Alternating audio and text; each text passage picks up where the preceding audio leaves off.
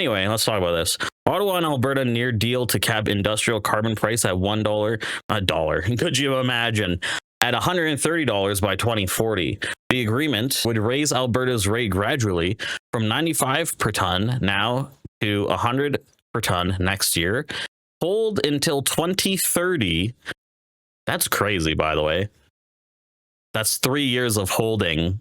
That's 3 years of a flat rate, by the way. That is crazy good for the businesses, okay? That people are complaining about, that we'll talk about anyway. Then it'll increase by $3 annually, 130 by 2040, under a tier system.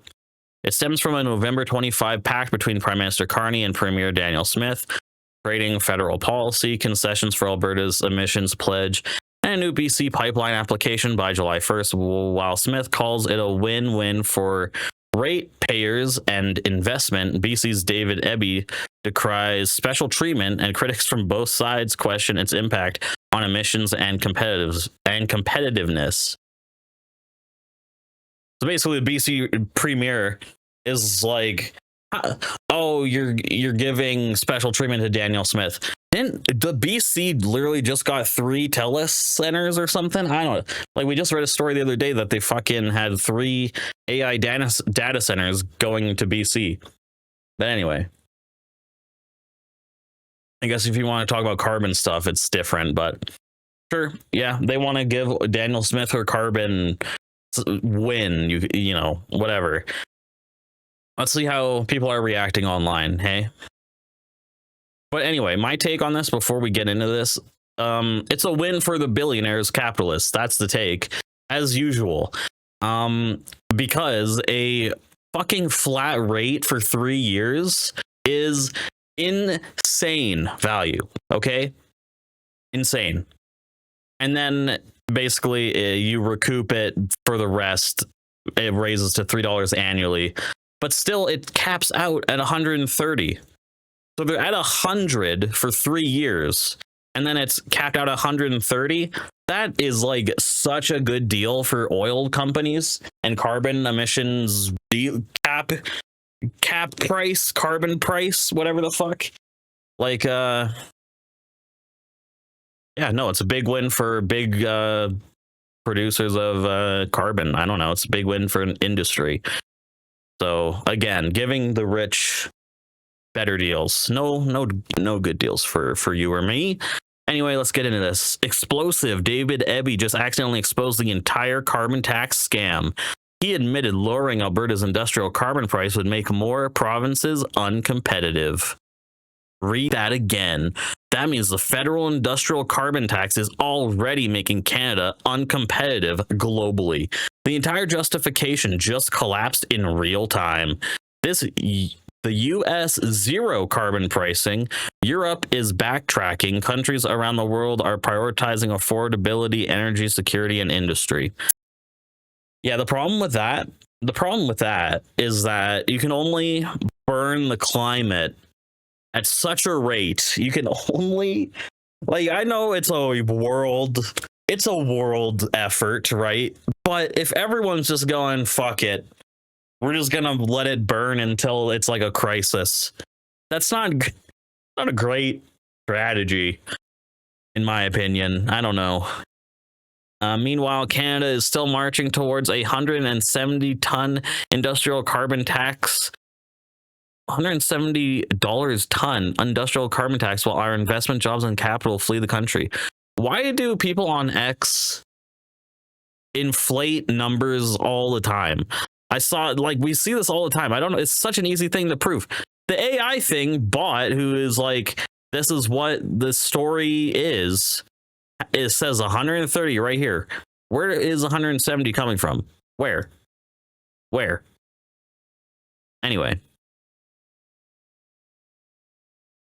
David Eby didn't just throw Mark Carney under the bus. He drove the whole net zero narrative straight off a cliff. Yeah, but this is the problem with market fucking solutions to this shit, because the market solution to oil and high carbon producing things that, of course, hurt our environment, burn our world, increase the temperature of our world every year.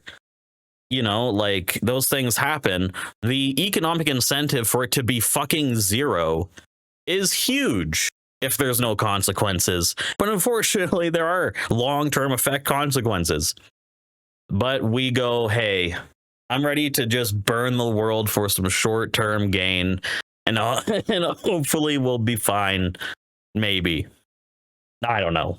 You know, like that's not a good plan for the world, you know. And I'm not even like a fucking environmentalist guy, but it just doesn't seem like a great strategy to me. Any recent conversations with the Prime Minister or Premier Smith about the route for a potential oil pipeline running through BC? And if so, what have they mentioned?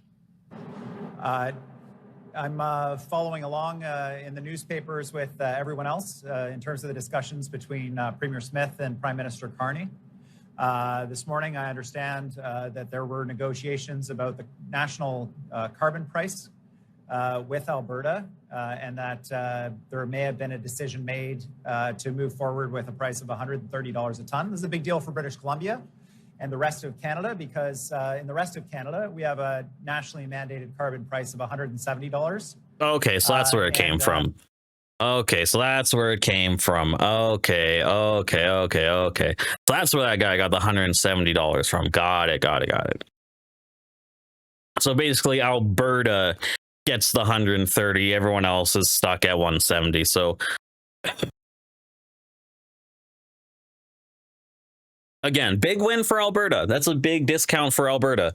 But it makes sense because Alberta is where all of the major oil is produced, right? So it does make sense. And it is totally special treatment for the Alberta companies. But hey, that's going... that you're trying, like, Canada, Carney's trying to win people over with this. The thing is, I don't think any conservatives understand. Especially conservatives who aren't in Alberta. And it seems as though there's a possibility that this policy is being adjusted for a single province. I'm curious about what the federal government's perspective is, if this is in fact what the plan is. We are in direct competition with Alberta on certain projects. We will not be in a competitive position if Alberta has a special federal carbon price that the rest of us don't have access to in the rest of Canada. And so certainly I'm curious about what is being agreed to and what is being discussed.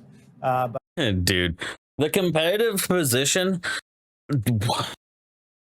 we don't live in a fucking, like, we don't live in a laissez-faire small market anymore. We don't live in a small capital world. We don't live in mercantilism or trading, or where there's like small people, small businesses are thriving or whatever. We live in big oligopoly, billionaire, trillionaire, oligarchy, just huge centers of capital with ultimate power. So to come out and be like, well, we don't have a competitive advantage, it is complaining about differences between like 130 and 170 and 100 and whatever. You're just debating prices. All of these people are still going to profit in the billions. And guess what? No matter what the price is, you as a person as a citizen in the world who does not own any capital, your life is shit still. Your life is still garbage. These billionaires, capitalists, are just getting deals with the government. They run the government. They work hand in hand with the government. This isn't surprising. So yeah, you know, I love to ramble. But I also understand no formal announcements have been made, and we look forward to more details from the federal government. In terms of our role with the federal government and where we are here today in the skilled trades announcement, I've been reaching out to the Prime Minister in early conversations about how we can ensure that BC's projects, which are real projects, which have proponents, which are in final investment decision, get the same amount of attention as the proposed Alberta pipeline project that still has no route and no proponent. I believe that we can get there, but we do need to make sure that there's a level playing field for everybody in Canada, and it's not just one province that gets special and treatment that results in a competitive advantage for them and a disadvantage for the rest of Canada. I mean, yeah, it's a special advantage, but these things happen when you have billionaires working with, like, billionaires fund the government, but billionaires and capitalists are the economy. They fucking fund the bonds and the government, how the government can fund itself, and, you know, like, it's the whole thing. And so, of course, when there's a big, I don't know, political eyesore like Alberta, sure, it helps. It goes, it's going, hey, Carney, I see you. Can't, you know, Alberta, I see you. But let's see. I don't know how people are gonna fucking react to this.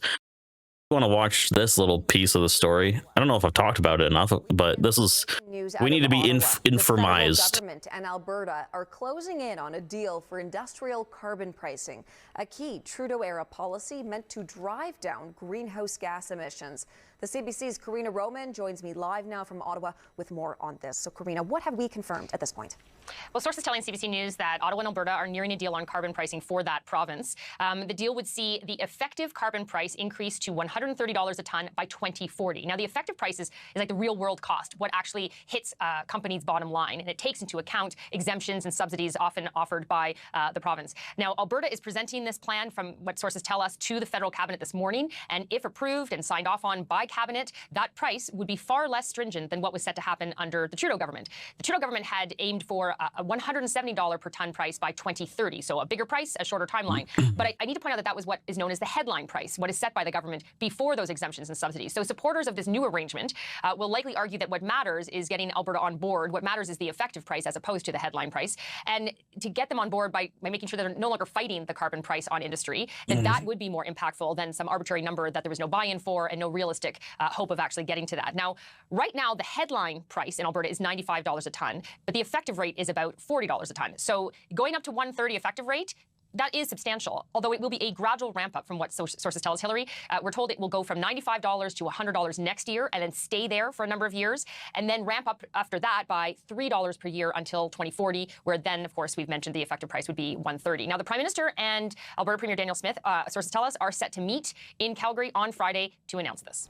We began. Great stuff. But yeah, that's the carbon pricing. Let me know how you feel about it, I guess.